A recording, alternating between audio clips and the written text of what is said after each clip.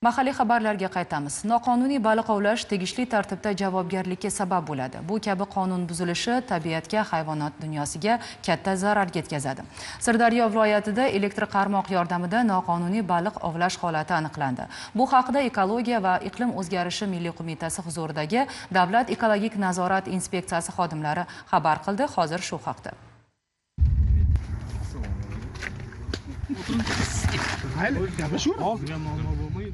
Davlat ekologik nazorat inspeksiyasi matbuot xizmatiga ko'ra, reyd tadbirlar davomida Sardoba tumanidagi Sardoba suv ombori hududidan o'tuvchi Markaziy Mirzacho'l kanalida fuqarolar tomonidan taqiqlangan ov quroli, elektr qarmoq yordamida 5 turga mansub jami 54 dona baliq ovlangan.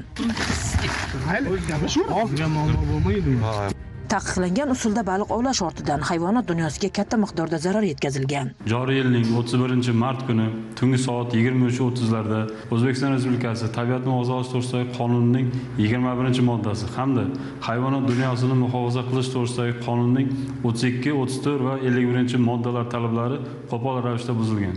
Hayvonot dunyosiga yetkazilgan zarar miqdori hisoblanganda 733 million so'mni tashkil etdi.